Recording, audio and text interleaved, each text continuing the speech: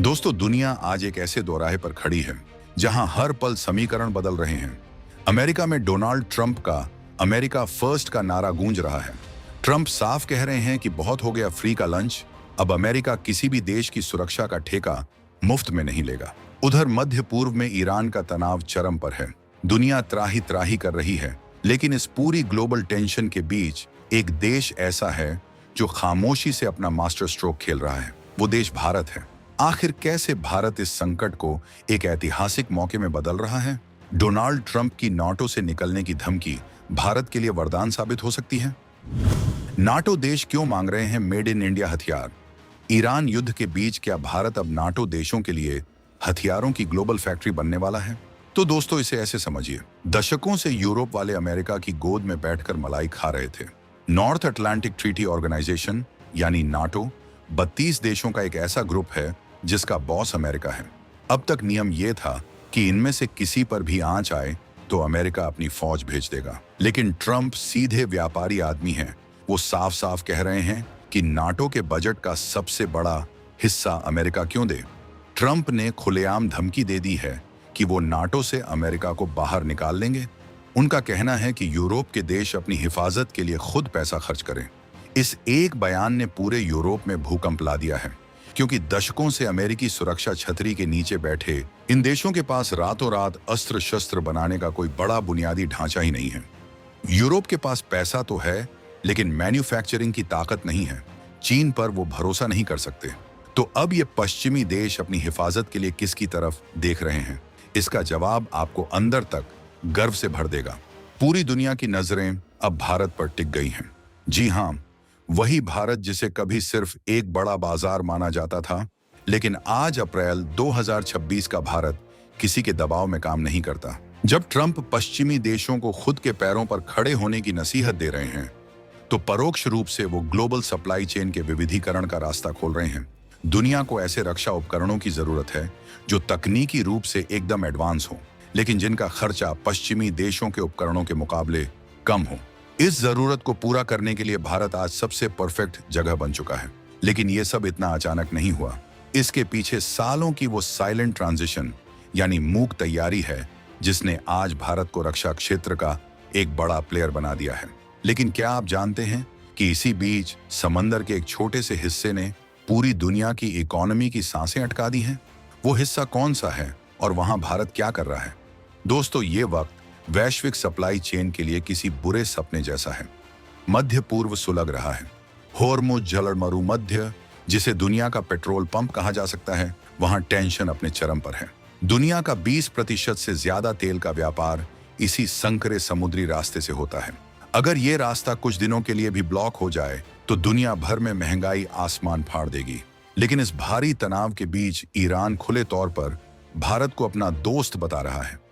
Iran समझता है कि भारत की विदेश नीति में स्ट्रैटेजिक ऑटोनॉमी यानी अपनी शर्तों पर फैसले लेने की ताकत है। भारत आज ओमान और ईरान जैसे देशों के साथ कूटनीतिक बातचीत कर रहा है ताकि इस क्राइसिस को कंट्रोल किया जा सके। भारत की इस परिपक्व कूटनीति ने दुनिया को दिखा दिया है कि हम सिर्फ शांति की बात नहीं करते, हम शांति स्थापित करने की ताकत भी रखते हैं। लेकिन शांति सिर्फ बातों से नहीं आती, इसके लिए ताकत की जरूरत होती है।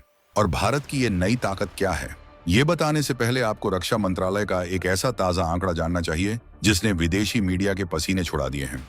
भारत सरकार ने हाल ही में वित्त वर्ष 2025 से 26 के रक्षा निर्यात के जो ताजा आंकड़े जारी किए हैं, वो किसी चमत्कार से कम नहीं है। भारत का रक्षा निर्यात एक नए ऐतिहासिक रिकॉर्ड 38,424 करोड़ रुपए के पार पहुंच गया है।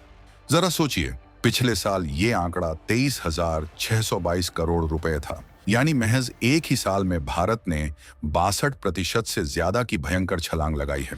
ये कोई तुक्का नहीं है, ये एक सोची समझी राष्ट्रवादी रणनीति का नतीजा है। भारत के रक्षा मंत्री ने इसे देश की एक शानदार सफलता की कहानी करार दिया है। आज भारत 80 से ज्यादा देशों को रक्षा उपकरण बेच रहा है। हम अब हथियारों के सिर्फ खरीदार नहीं रहे, हम ग्लोबल सप्लायर बन चुके हैं। लेकिन यहाँ एक बड़ा सस्पेंस है। आखिर हमारे देश में ऐसा क्या बदल गया कि अचानक से हमारा एक्सपोर्ट रॉकेट की तरह उड़ान भरने लगा? इसके पीछे सबसे बड़ा हाथ है हमारे देश के पब्लिक और प्राइवेट सेक्टर के बेहतरीन तालमेल का। एक तरफ हमारे डिफेंस PSU यानी सरकारी रक्षा कंपनियों ने अपने निर्यात में 151% की जबरदस्त वृद्धि दर्ज की है। वहीं दूसरी तरफ हमारे प्राइवेट सेक्टर ने भी अपनी पूरी ताकत झोंक दी है। आज प्राइवेट कंपनियों का कुल रक्षा निर्यात में 45% का बड़ा योगदान है। सरकार ने ईज ऑफ डूइंग बिजनेस के तहत लाल फीताशाही को खत्म कर दिया है। आज विदेशी कंपनियां भारत आ रही हैं, यहां निवेश कर रही हैं और भारत की कंपनियों के साथ मिलकर काम कर रही हैं। लेकिन एक सवाल जो आपके दिमाग में जरूर आ रहा होगा, दुनिया भर के देश जो खुद इतने एडवांस हैं, वो मेड इन इंडिया अस्त्र ही क्यों मांग रहे हैं? आखिर वो कौन से 5 सबसे घातक स्वदेशी सिस्टम हैं जिनके लिए दुनिया भर के देशों में होड़ मची है? चलिए आज इन अस्त्रों का पूरा राज खोलते हैं। सबसे पहले बात करते हैं ब्रह्मोस सुपरसोनिक क्रूज मिसाइल की। ये कोई आम मिसाइल नहीं है, ये आसमान का सिकंदर है। 300 किलोमीटर से ज्यादा दूर बैठे दुश्मन को पलक झपकते ही खाक कर देने वाली इस मिसाइल की डिमांड आज दक्षिण पूर्व एशिया से लेकर खाड़ी देशों तक छाई हुई है। फिलीपींस तो इसे ले ही चुका है। अब वियतनाम, इंडोनेशिया और संयुक्त अरब अमीरात भी इसे पाने के लिए कतार में खड़े हैं। दूसरा बड़ा नाम है LCA तेजस। हिंदुस्तान एरोनॉटिक्स लिमिटेड द्वारा बनाया गया ये फाइटर जेट आज पश्चिमी देशों के महंगे जेट्स को सीधी टक्कर दे रहा है। अर्जेंटीना, मलेशिया और नाइजीरिया जैसे देश इस उड़ने वाले महाकाल में गहरी दिलचस्पी दिखा रहे हैं। इसके बाद नंबर आता है आकाश एयर डिफेंस सिस्टम का। इसे आप अपने आसमान की एक अदृश्य छतरी समझ लीजिए। दुश्मन का कोई भी हवाई हमला इस छतरी को भेद नहीं सकता। आज सऊदी अरब से लेकर अफ्रीकी देश इसकी मांग कर रहे हैं। लिस्ट यहीं खत्म नहीं होती। Pinaka multi barrel rocket launcher, जो एक साथ कई रॉकेट दागकर 80 किलोमीटर दूर तक तबाही मचा सकता है, आज दक्षिण अमेरिकी देशों की पहली पसंद बन रहा है। और फिर है हमारा अर्जुन मैन बैटल टैंक, जो रात के अंधेरे में भी अचूक निशाना लगाने वाली तकनीक से लैस है। ये सब देखकर आप समझ सकते हैं कि भारत का रक्षा उद्योग अब अपने पैर कितनी मजबूती से जमा चुका है। जैसे आप बाजार में सबसे बढ़िया और किफायती चीज ढूंढते हैं, बिल्कुल वैसे ही आज दुनिया भारत के इन बेजोड़ उपकरणों को ढूंढ रही है। लेकिन इस पूरी कहानी में यूरोपीय देशों की एंट्री कैसे होती है और कैसे ये भारत के लिए एक ऐसा दुर्लभ मौका बन रहा है जो शायद सदियों में एक बार आता है, ये जानना आपके लिए बेहद रोमांचक होने वाला है। याद कीजिए, इसी साल जनवरी में भारत और यूरोपीय संघ के बीच एक बहुत ही ऐतिहासिक रक्षा और सुरक्षा समझौता हुआ है। ये कोई साधारण व्यापारिक डील नहीं है, ये एक डीप टेक और रक्षा विनिर्माण की साझेदारी है। यूरोप समझ गया है कि ट्रंप की धमकियों के बाद उन्हें अमेरिका के अलावा एक ऐसा पक्का दोस्त चाहिए जिसके पास बेहतरीन मैन्युफैक्चरिंग क्षमता हो। भारत के रक्षा मंत्री ने भी बिल्कुल सही समय पर इस साझेदारी को यूरोप की ताकत बढ़ाने वाला फोर्स मल्टीप्लायर बताया है। आज फ्रांस, जर्मनी, स्पेन और इटली जैसे देश भारत को सिर्फ एक ग्राहक के रूप में नहीं देख रहे हैं, वो भारत को अपना तकनीकी साझेदार मान रहे हैं। GE एरोस्पेस, सफरान और एयरबस जैसी दिग्गज कंपनियां आज भारत की धरती पर उत्पादन कर रही हैं। इसका सीधा मतलब ये है कि कल तक जो यूरोप हमें पुर्जे बेचता था, आज वही यूरोप हमारे साथ मिलकर पूरी की पूरी रक्षा प्रणाली विकसित करना चाहता है। ये ग्लोबल पावर शिफ्ट का वो भूकंप है जिसकी गूंज वॉशिंगटन से लेकर बीजिंग तक साफ सुनाई दे रही है। लेकिन क्या आपको लगता है कि चीन चुपचाप हाथ पर हाथ धरे बैठा रहेगा? बिल्कुल नहीं। चीन की चालबाजी को समझना भी उतना ही जरूरी है। चीन लगातार इस कोशिश में है कि दुनिया के रक्षा बाजार पर उसका एकाधिकार हो जाए, लेकिन पश्चिमी देश चीन की चालबाजी को अच्छी तरह समझते हैं। उन्हें पता है कि चीन पर भरोसा करना अपने ही पैरों पर कुल्हाड़ी मारने जैसा है।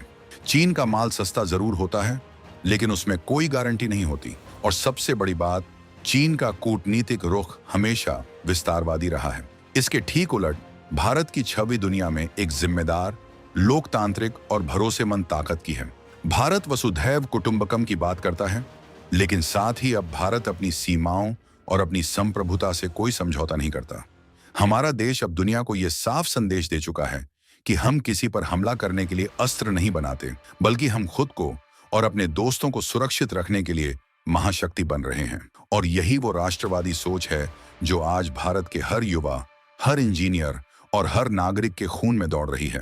लेकिन क्या हमने जो हासिल किया है वो काफी है? क्या 38,000 करोड़ का ये आंकड़ा हमारा अंतिम लक्ष्य है? इसका जवाब है बिल्कुल नहीं। ये 38,424 करोड़ रुपए का आंकड़ा कोई मंजिल नहीं है। ये तो सिर्फ उस लंबी उड़ान का टेक ऑफ है जो नए भारत ने शुरू की है। आने वाले कुछ ही सालों में हमारा लक्ष्य इस निर्यात को 2 गुना या तिगुना करना है। आज हमारे देश की सैकड़ों छोटी बड़ी कंपनियां, स्टार्टअप्स इस रक्षा क्रांति में अपना खून पसीना एक कर रहे हैं। हम अब सिर्फ मेक इन इंडिया नहीं, मैक फॉर द वर्ल्ड के मंत्र पर काम कर रहे हैं। जब ट्रंप नाटो से बाहर निकलने की धमकी देते हैं, तो वो अनजाने में ही सही भारत के लिए दुनिया का सबसे बड़ा बाजार खोल देते हैं। जब ईरान संकट खड़ा होता है, तो दुनिया को भारत की कूटनीतिक और रणनीतिक अहमियत का एहसास होता है। अब जरा सोचिए और मुझे कमेंट बॉक्स में बेबाकी से बताइए कि क्या डोनाल्ड ट्रंप की ये नीतियां वाकई में पश्चिमी देशों के पतन की शुरुआत हैं? और क्या आपको लगता है कि अगले 5 सालों में भारत हथियारों के निर्यात के मामले में दुनिया के टॉप 3 देशों में शामिल होकर अमेरिका और रूस को भी सीधी टक्कर दे पाएगा? अपनी राय बेझिझक कमेंट्स में लिखें।